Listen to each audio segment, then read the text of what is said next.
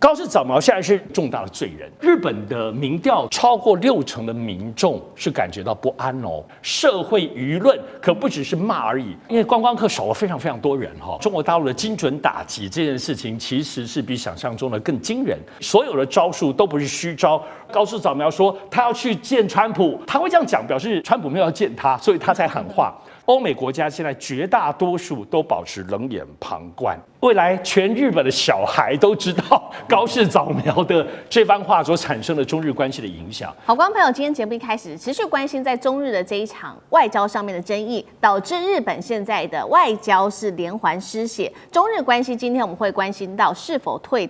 倒退了50年，日中关系正式的走向冷战吗？好，今天的3个火线话题，我们也请来宾来帮我们做解答的。第一个，我们来看到中国大陆于是决定呢，把他们的熊猫全面的撤出日本了。日本是否倒退了50年跟中国大陆的关系呢？因为现在也没有熊猫可以看了，中日关系是否加速往冷战的方向前进？第二件事情来关心，北京终于是有了大动作，在政治立场上面罕见的制裁了日本的军事高层，而台湾问题是不是真的是已经画出了红线？最后我们来看到是中东国家现在则是选择站队了，2个关键的国家，今天看到的是沙烏地阿拉伯跟约旦。在此刻，非常具有争议点的时刻呢，决定站队中国大陆。日本还有多少的外交空间呢？今天就这些议题，我们会一起的来做关心。好，我们来看到今年日本年度票选这个汉字的结果，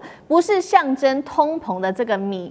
稻米的米这个字，也不是高物价的高。日本人选出的字是熊，表面上好像是因为近期呢熊害频传，而且山林失序。但是现在专家也做解读，现在日本人内心最深层的恐惧，恐怕就是中国大陆的大熊猫正式的要全面离开日本了。还记得吗？当时在上野动物园去年9月的时候，已经返还了2只的旅日猫熊，仅存的猫熊，我们来看到的是双胞胎，是已经还了。仅存的2个双胞胎，包括了小小跟雷雷，更将确定在明年的1月份就会提早的回到中国大陆了。那如果真的成真的话，就是1972年中日建交以来，日本第一次是完全没有熊猫在国内的。香香可以创造的商机达到267亿日元，这么多，而双胞胎则是可以创造大约308亿的一个经济效益。结果现在却是因为一句话，台湾有事，高市说的，导致呢他的战略误判，让熊猫的外交也断线了。中日关系被解读是否往冷战的方向全面推进呢？所以节目一开始要请教尚志哥怎么看？其实有些人最近都认为说，是不是中日的这个对抗的这个紧张关系有一点点缓和？其实没有哦。其实现在以中国大陆来讲，这个施压是更精准的。从先前我们都知道的国际的政治外交，包括到这种很多的强力的这种对话，包括很多的这种狠话，然后再来就是经贸产业、观光啊，所有的种种一路下来。那现在这个熊猫，他觉得啊，熊猫不继续借了，明年1月就没有熊猫。各位，这是心理战。让人再度清楚地感受到中国大陆的精准打击这件事情，其实是比想象中的更惊人。什么意思呢？最近的日本的民调对于有关于高市早苗这番话，中日关系的紧张，超过60%的民众是感觉到不安哦。所以这个不安来讲，已经慢慢蔓延在这个社会了，而且。民众在社会当中会感觉到，因为观光客少了非常多人哈，过去大陆观光客的比重非常高，然后呢，经济上当中这些店家，你要知道，一家店家没有大陆观光客，他的所有的亲戚可都会知道啊，所以这种扩散性，好，现在扩散到熊猫什么意思呢？未来全日本的小孩都知道高市早苗的这番话所产生的中日关系的影响，所以这一波的从原来的政治外交到高层面经济产业，到现在对于社会心理的部分的压力，乃至到一般民众到最后小孩，这个部分是中国大陆直接在进行的。而且我们必须得说中国大陆现在在政治外交当中定调的部分，已经不再是你讲错话，而是你历史轴线当中这个军国主义的复苏这件事情，这句话不是一句话哦，不是只是社会而已，是整个问题是定调在历史。高市早苗现在是中日在2次大战之后历史的一个重要枢纽或者一个重大的罪人，潜台词是这样子。所以再加上经贸的部分观光，我们都知道，现在中国大陆是3月底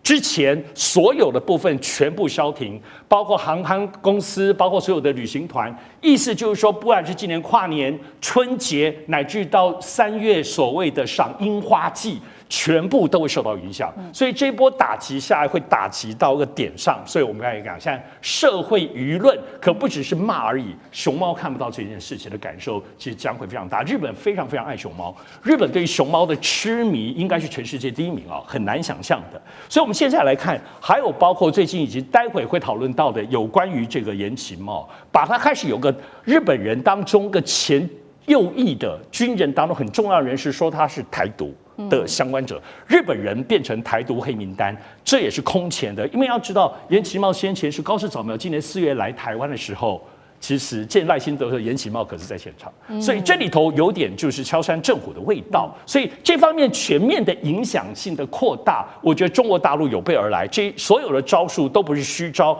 而且开始现在说你高市早苗是军国主义的这个2次的这个鬼魂又要重新起来，但是现在另外东西还没有扣上是什么？台独。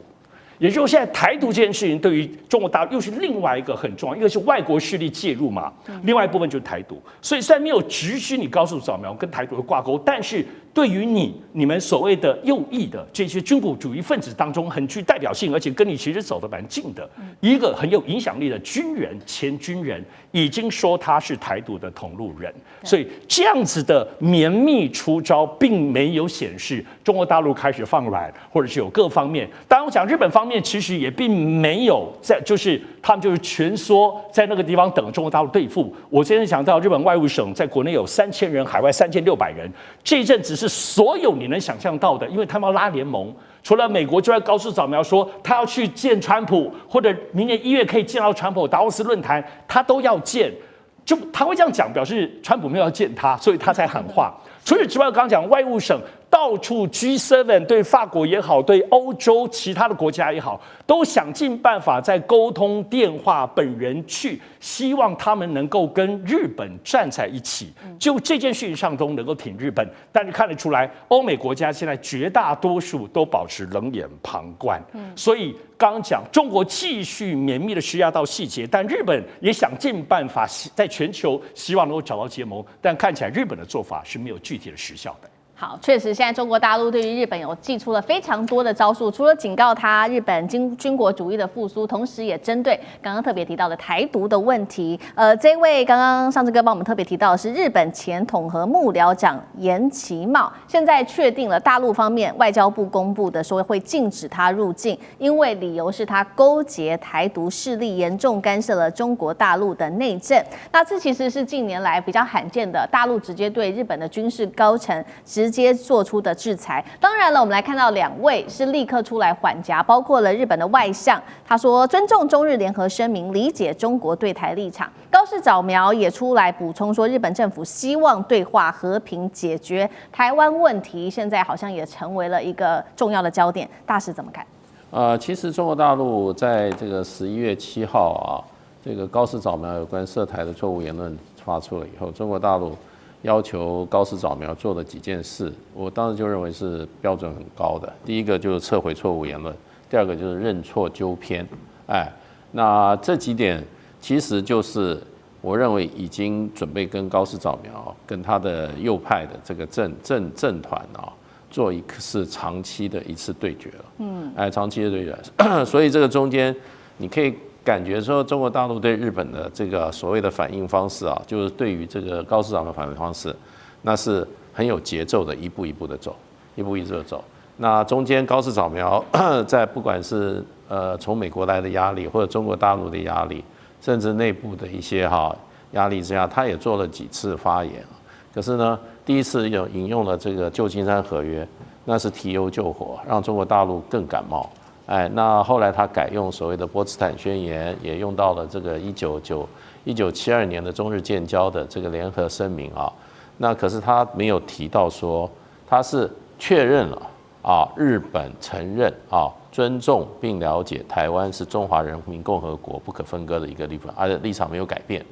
对，那可是呢，这一点的话，并没有提到他说台湾有事啊，他日本就要怎么，这是日本的危机存亡事态，他就要动用集体自卫权，这部分他没有讲。台湾的地位问题本来就日本政府就已经1972年就讲得非常清楚了，对，那只是说他在重申而已，可是他没有收回他前面错误言论，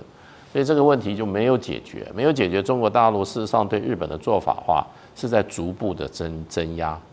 现在一步来，最近有关的中日韩三边的这个部长级的会议啊，现在也都压的气氛非常的低。然后另外一方面，这个刚刚讲到熊猫的问题，大概是没有了。然后再接下来还有什么呢？还有就是说，最近中国大陆也通知在日的中国大陆公民啊，要重新就是说整理一下这些在日本的侨民身份要登记，然后呢，而且暗示就是说这些中日关系可能长期上是往负面的方向发展。那这是一个应变措施，如果发生什么这种意外或者说说紧急事件的话，那中国大陆为了保侨护侨那么它要有很多怎么讲？它有很多动作，所以它先做了一个整个清查，所以这些都变成就是说，其实中国大陆对日本来讲的话，我觉得这一次不是一次这个很短暂，或者说一次规模很小的一次对日本的一次回击，我认为是一种全面性，而且是长期的。那目标呢就是要跟日本的军国主义崛起这个趋势来进行长期的斗争。那这里面的话，外交手段已经使用了，另外一方面就是军事手段也使用了，另外还有社会手段，还有就是经贸的手段，这些慢慢都在成型当中。所以呢，日本事实上是不会轻易收回他的高市长不会收回他的言论的。日本走军国主义的利益这个方向也不会改的，所以就变成就是说，这个是一场长期的斗争跟较劲。那这个过程中，我想以现在中国大陆的国力还有手上的筹码，它基本上会用一种全面性的降低跟日本的关系，来不要去帮助日本这个国家的国力，还有呢它的经济实力、它的外交、它的军事实力这个在长期逐渐往上成长，它是要基本上是要抑制日本的这个军国主义抬头的这整个大方向的以整体的发展。所以我觉得今天就是说，如果说还要期望中日关系在短期内或者说1-2年内会恢复到这个高市早苗发言前的那个状态，那是不切实际的。所以我觉得这个中国大陆已经化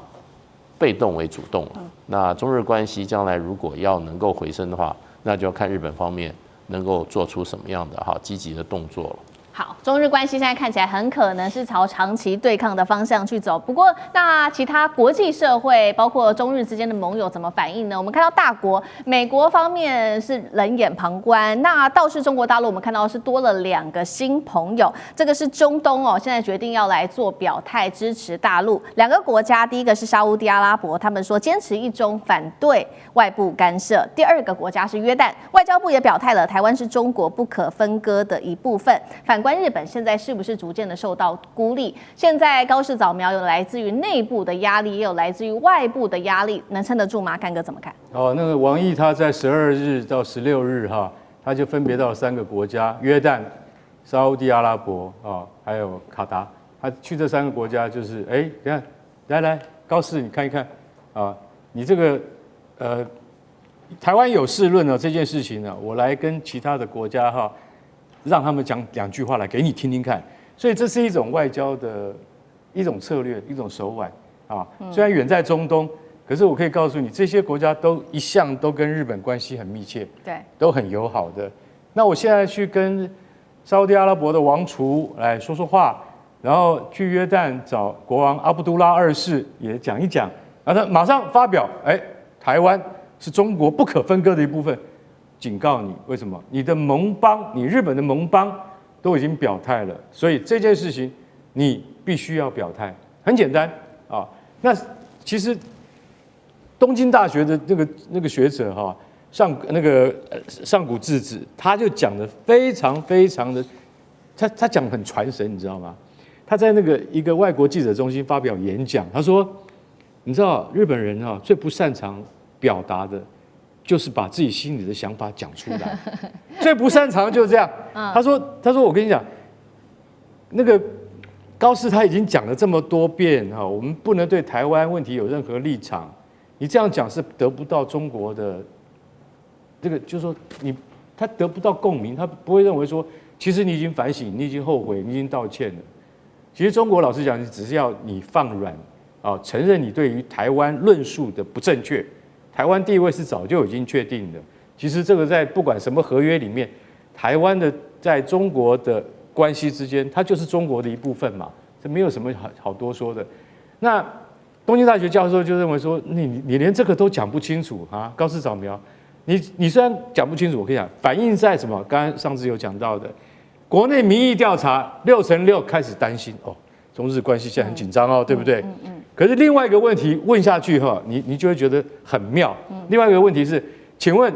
那个首相他的对于这个台湾的啊，或者是说日本的存亡危机事态啊，你的看法认为他的发言对不对？57%的民众就说对，高市这样讲是对的。为什么？因为如果我们有受到这个日本本身有受到那个不可预期的侵害的话，或是危机事态的话，出动自卫队是应当的。所以你看，日本就是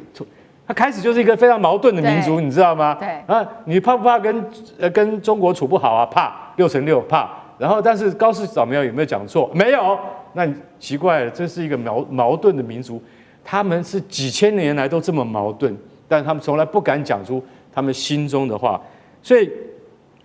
学者认为是说，你就是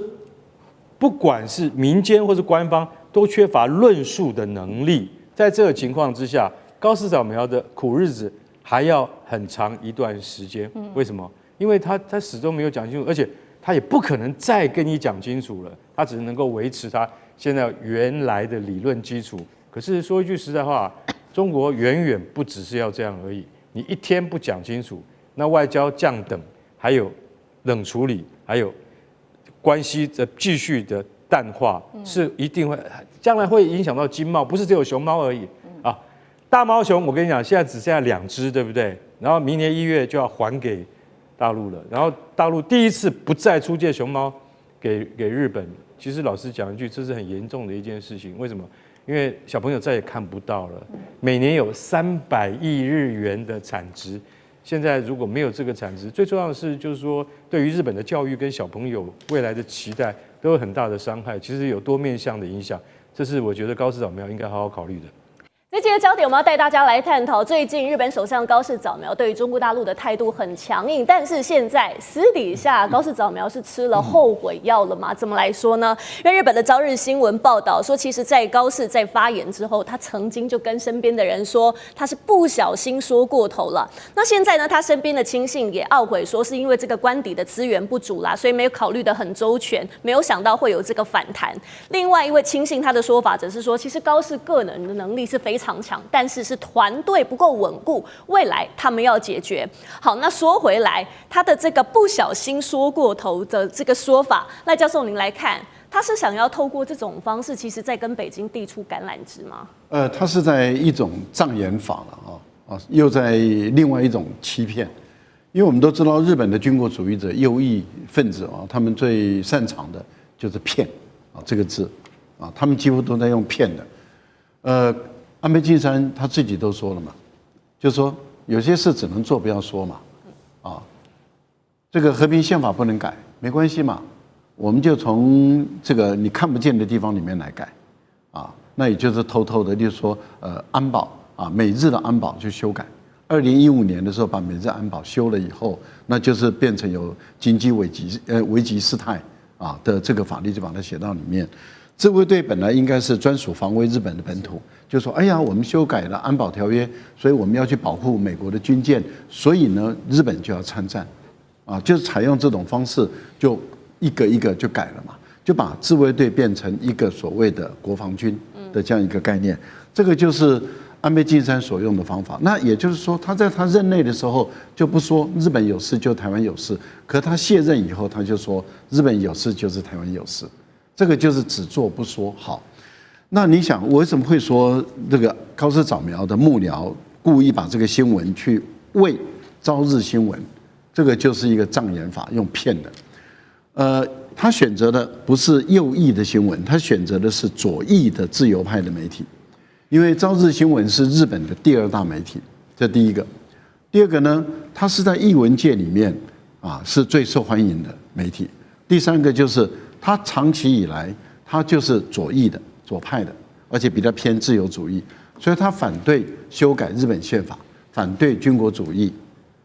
然后他反对慰安妇，他所有的那些日本军国主义时代的东西他都反对。好，那所以这样的一个左翼的媒体，透过他来说高市早苗说过头了，不小心说过头。这个不小心说过头有两个层面的含义。第一个含义就是说，这不是我的本意了。例如说我跟谁吵架，然后我气急了，我就讲了一个非我本意的话。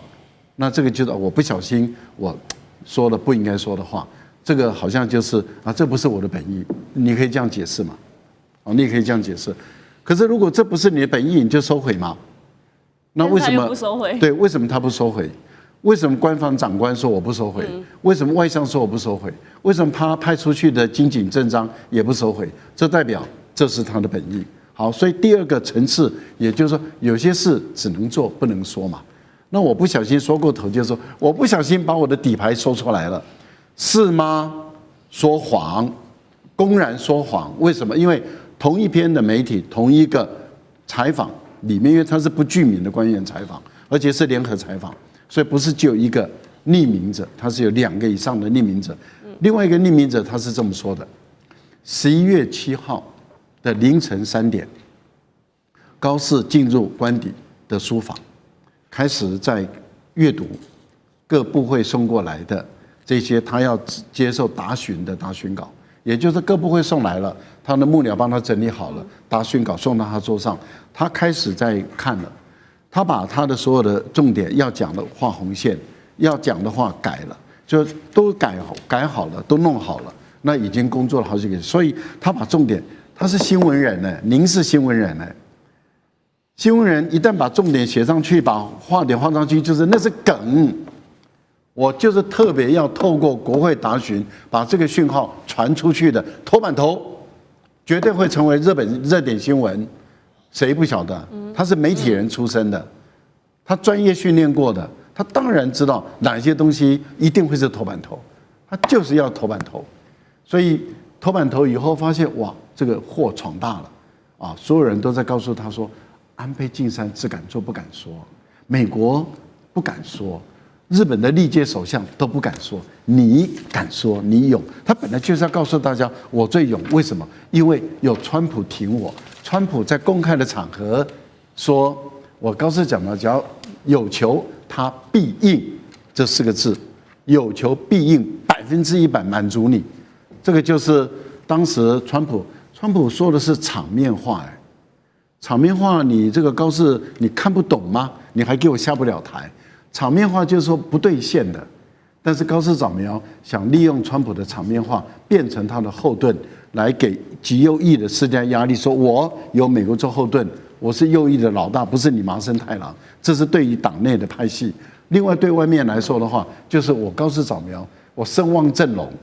我敢做你们都不敢做的事。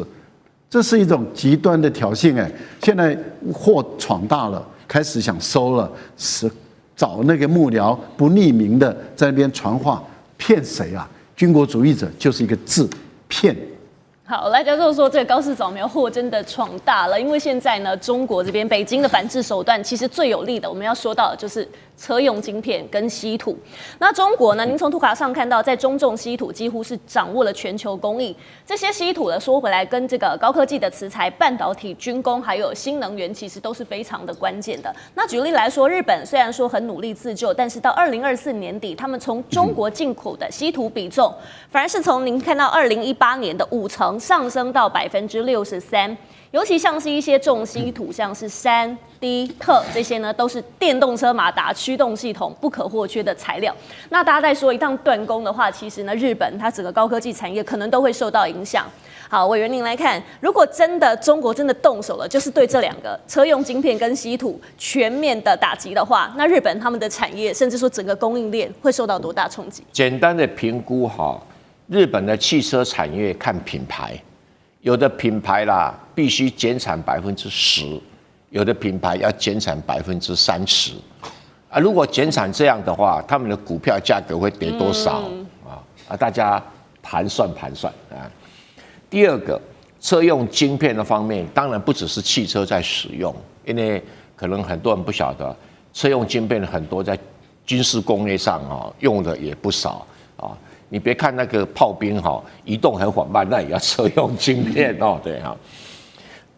所以如果这些缺料的话它的计划中的武器生产量可能要停掉20%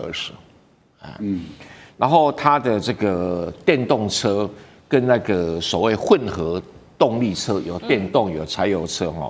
减产1半，那除此之外需要稀土磁铁的只有汽车，不是工具机啊，还有光学仪器所用的稀土玻璃，不只是稀土马达，稀土玻璃，还有日本最擅长的精密仪器，还有半导体制造设备，全挂，因为它用量比较大那其他的涉及到电动动力用的储能电池，各式各样的电池那供应量会全部乱到一团。那有人说，那长期有没有办法解决呢？有的，成本2倍对，那因为它要靠回收吧，短期内靠回收来使用所以如果中国大陆技术这个东西的话，那我们只能祝福日本赞美日本是太厉害了，能够承受住这么大的打击，而且。整个日本产业在为高市早苗的政策付出一个莫名其妙的代价。那到时候就看看日本的民意会不会反转来这个批判高市早苗。现在日本的民意还是在热冲冲的，觉得你看我敢跟中国大陆叫板我敢踩在中国大陆的老虎尾巴上我敢挑战中国大陆所谓核心中的核心利益嘛。现在讲都是很开心，那等到事到临头，那就可不一定了因为很多东西没有替代。为什么？这个电池用的石墨负极材料，100%中国供应，正极材料60%中国供应，它哪里是拿这么多的量啊？这是个现实问题那除了刚才我讲的锂电池这些，因为负极材料、正极材料主要讲的是所谓磷酸锂铁嘛，正极材料主要讲的是石墨嘛。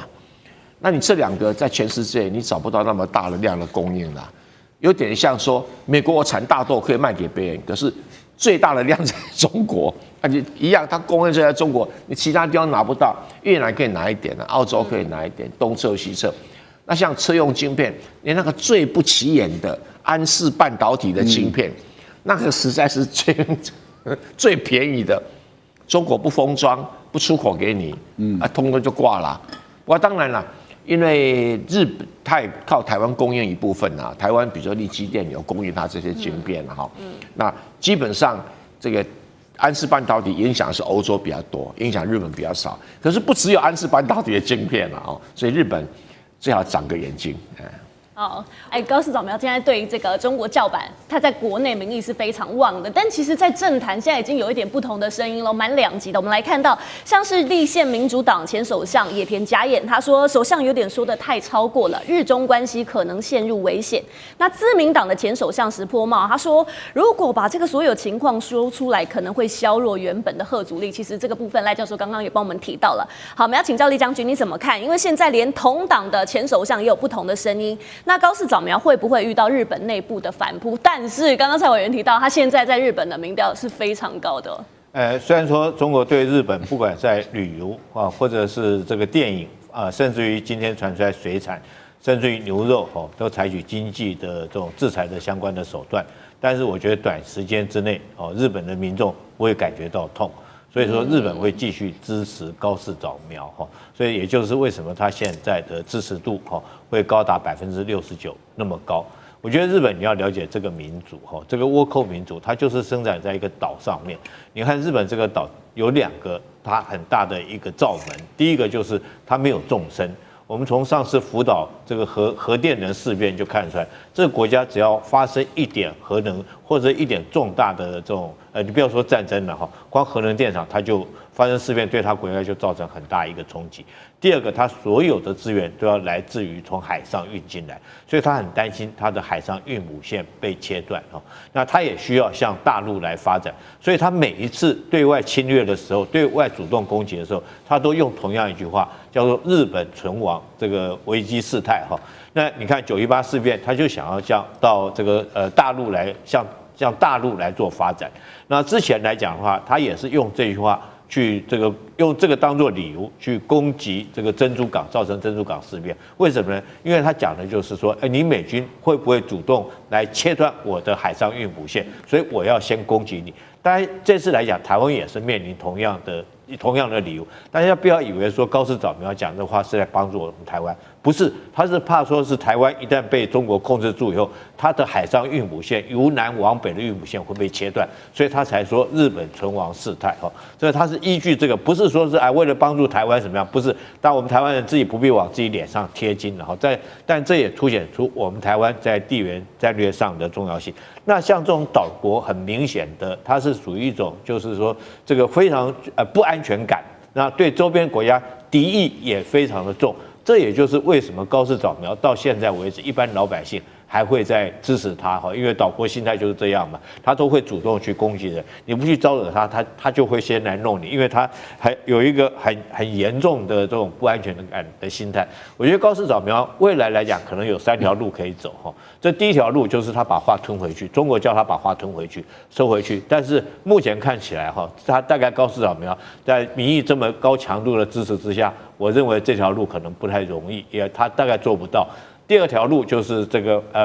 都不讲话，保持沉默政策然后等到事情翻页过去，过了时间以后，看事情会不会自动翻页过去。我觉得这也不太容易，因为这个中国大陆在这方面来讲的话，绝对不会就此罢手，也不会让他就此翻页过去，一定要强硬的要他表态，双方来讲也没有退路。所以高市早苗剩下第3条路，就第3条路继续诱到底，继续硬到底。所以为什么会传出来说是他可能在12月的某一天突然又去靖国神社，甚至于他有没有可能就是一不做二不休，就直接所谓的无核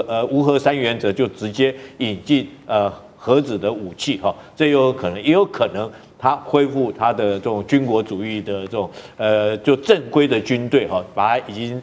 这所谓的自卫队改成正规军队，我觉得可能性是很大的这个东西大家不要轻忽了。但是你如果说继续这样做的话，我觉得中国大陆来讲的话，一定会誓不甘休。所以这是中日两国这个冲突来讲的话，可能后面来讲，我自己研判会越演越烈，因为双方目前都没有台阶可以下。我们持续要来关心到的是，中俄现在联手对日本发动了海空的夹击式威吓之后，《华尔街日报》这边又爆出了一个最新的解析，说如果接下来北京决定攻台，那么解放军会采取的3阶段攻势。今天就这些议题带观众朋友来特别的做关心，有没有可能祭出中国大陆的东风快递呢？好，来看到的是今天的3个我们要来讨论的话题。首先，中国大陆的攻台3阶段曝光了吗？包括了东风17跟东风26被视为是可能会来使用的武器，组成多轨机高超音速的导弹羽。美日防空能够撑住第一波的打击吗？第2件事情是昨天的一个最新的新闻，是日本打造的飞弹群岛要来对抗包括了中国大陆跟俄罗斯吗？在这边建的160座的岛屿全部都给它武装化，是第一岛链的新盾牌，还是可能成为这个北京东风飞弹的固定箭靶呢？最后，我们今天也会来关心到的是，大陆当时歼15不是视距外锁定了 F-15吗？当时去查了一下，到底怎么一回事？那确实现在看起来，日本的战机还没有看到敌人，就已经被瞄准了30分钟。空优现在是属于在解放军这边的胜过日本吗？今天都会就这些议题来一起做关心。我们赶快看到，如果这是《华尔街日报》爆料报道了。他说，如果北京决定攻台，解放军会采取的3阶段攻势当中，因为它有3个阶段，但是我们今天会特别讨论到的其中一个阶段，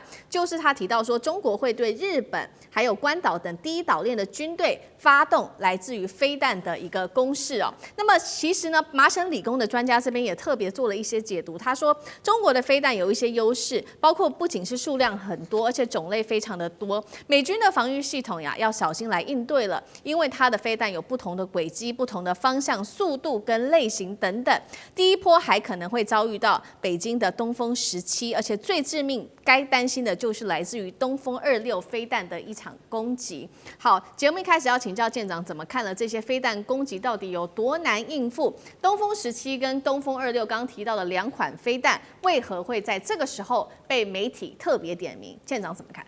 首先我要说，我这一辈子就是军人嘛，就在研究解放军。那最近我觉得两岸局势越来越紧张，所以我现在花了很大的精神在研究两岸如果打起来会怎么样。那我今天听到这个《华尔街日报》这个，我跟你讲，他的话绝对不要信。如果未来的武统是这个样子，我保证你不会打。为什么？北京不会这么笨，还先去打日本，还先去打美国，这个他傻瓜他。他如果发动武统，他一定是速战速决。记住，他已经认为他可以速战速决。那他能不能做到速战速决是2回事啊。就他一定是我计划的时候，我觉得我很快结束，我怎么会让别人介入呢？我怎么会去打别人，让人家来打我？这是不可能的事，这是第一个。第二个，至于你说了这么多武器啊，问我真的是问对了，因为我这一辈子我在海军的专业就是战斗系统。那很多的时候，你有没有听到说这各种的飞弹的射程，比如说拦截率是70%啊，千万不要相信军火商这些数字啊。那我跟你讲，异型飞弹的它的70%是怎么来的？因为它研发完毕，这一发飞弹去试射，你知道吧？除了试射它这一个之外，还有对方的飞弹打出来，那一次不晓得花多少钱的。你以为它能够打700发？没有，大概就3发。那他们这个3发打的时候，中2发是不是它命中率就是66.6666666，四舍五入，他们一定四舍五入不会删掉的，所以就叫做7成，知道了吧？那这个7成呢是怎么打的？我今天在这里，我准备要打这个东西，对吧？我在这里准备好了，我知道开始倒数计时，那里3、2、1发射，哦，在那里发射起来，哦，再过来，我已经知道这样，那过来我再去打它。这个就是一个叫做什么样子？就是我们这次考试，我先把题目给你，回家准备一下啊，这就是这个样子，然后你完毕之后这样打。你认为暂时会这个样子吗？打仗的时候哪里发射，什么飞弹，怎么过来？通通不知道啊，可能在你睡觉的半夜打过来，所以你知道实战的时候，他那个命中率是远远比那个低的。那如果说像这次他说的这么多东西这样去打这个美军啊，如果他真打的话，我可以告诉你，根本没有办法去反应，几乎是拦截不了。至于他为什么说东风26、东风17，因为这2型飞弹是专门打中距离的。像东风26叫做那个关岛快递，刚好打它。那它是一个从外太空打下来的，最后能够变轨。如果你知道，如果你懂军事、懂这些科技，你知道一个变轨就是它几乎打不到了。为什么？所有的拦截就是一个棒球，我这样一丢，棒球你看它上升，你就知道哪里落了嘛。落下来的那里就在那里等着它。可是它如果过程中间有一个鸟或者抓了这个棒球这样子晃一下呢，你就抓不住了，你知道？这就是变轨。那东风17啊，比变轨还厉害，而且它打得更精准，所以你就知道这2个东西都是他提出来说，这是如果我们第一岛链、第二岛链可能碰到的，那这些东西基本上我们是拦不住的。那他说了半天，其实告诉大家一个事情，就是说我们美国不会管这个事情的，因为我们没有能力，好吧？好，这个是来自于美国《华尔街日报》，针对如果解放军可能做攻击的话，他释出了3阶段，他认为可能作战的方法。那另外一方面，这个是一个假设而已，但是实际上我们来看到日本的军事扩建却是实的。真的正在进行当中，而且呢，正在进行的是40年来最大的一次军事建设。首先，这个是最新消息，在台湾的周边的一个地方，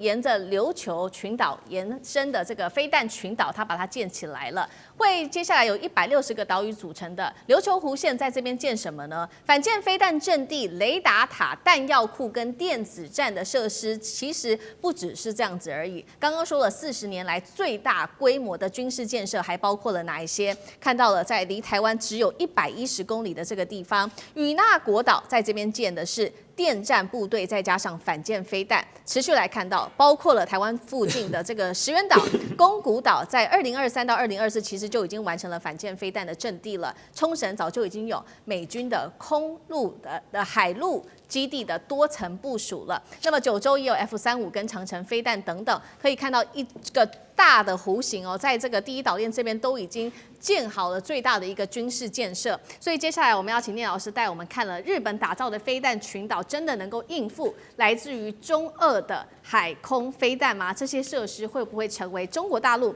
东风快递的箭靶？你又怎么看 ？OK， 我想我们的对岸中国呢，从这个经济开始呢，这10年的经济2位数经济成长，外存体赚足了世界贸易财之后，他们开始大力的扎大经济一体计划，在2014年，然后他们的科技突飞猛进，也是这个辅助了他们的军事航太，全部一直真是非要的提升。那当一个他们有可能对这个日本也好，或背后的美国也好有威胁的这个国家，他们必须很快做动作。那这个都是不久的事情。那川普其实2016年上来，这个与那国岛的这些所谓的飞弹群岛是在勒索建的，就2016年，而且已经建设了230人在上面哦。你现在讲的这个电子战呢，会有另外的30人上去，也就是他要扩大规模做未来大家就电子战嘛。好，不管怎么说，它整个你刚刚讲的后来的好几个岛屿，全部把它做成了一个叫做飞弹群岛。那当然，这个可能以前这都属于这个所谓日本的西南诸岛之类的，它把它变成就是要围堵，等于是对岸的崛起。当然就会有一个所谓的很清楚的，就是对中国也好，或最近讲中俄的它的这个联合的军演这样的一个协防也好。不过我现在要讲一个，就是日本到底是什么样的国家？战败之后很清楚，从联合国26国宣言开一直讲说，你们战败国未来就是要被献武的，你们是一个只有防御性武器的国家，不能有攻击性。他现在做了很多东西，越来越像攻击，甚至就是攻击性的这个规模。你买了美国的F-15，还有 F-35等等，你不是就准备要攻击？这是不对的。从联合国协商，当然从某个角度，联合国当2战之后也很久了啦，已经经过80年。或许我们说啊，这世界已经过去了，而且他们的就是他们的敌人，中国对手越来越强，他们必须这样做好，用美国的 support。但现在重点就在，可是你这样强，你有用吗？就像这次J-15和 F-15的对峙，像这个电影这个上演一样，你不觉得对岸它其实强中它还更强吗？好，那不管怎么说，我现在重点就空海陆，从任何角度你都会发现，你从战机的比例，你看4代战机，你看中国怎么开始，5代战机不管J-35、22。还有6代成飞的歼36也已经试飞了，然后歼50这个审飞也都准备嗷嗷待哺要出来哦。美国现在6代战机都还很担心了，波音的这个F-47都不知道还要弄多久。现在也就是他们必须要做这些动作，所以你才会发现从2016、2023、2024他们必须建制。当然美国当然他军事也可以赚点钱，就当然也知道日本我就 support 你。但重点就是到底这些威胁对岸有没有威胁？当然会威胁到，就是他可能要花更多的力量来跟你对峙。不过从军事实力来讲，我们可以看得出来，这背后有一个很重要的东西。我们讲空海陆或者各种东西之外，最后有一个很重要的东西要 back up。我们不能否认，日本过去是一个科技强国，也是一个资本大国。对，70年代、80年代，你的电器、汽车都很强。对。可是你知道，中国在2014年、2019年、2023年所丢的大基金1期、2期、3期计划，从 AI 5G 先到6G，到它的半导体晶圆，你知道这个国家花了多少钱？你知道他们的制造业是全国布局的。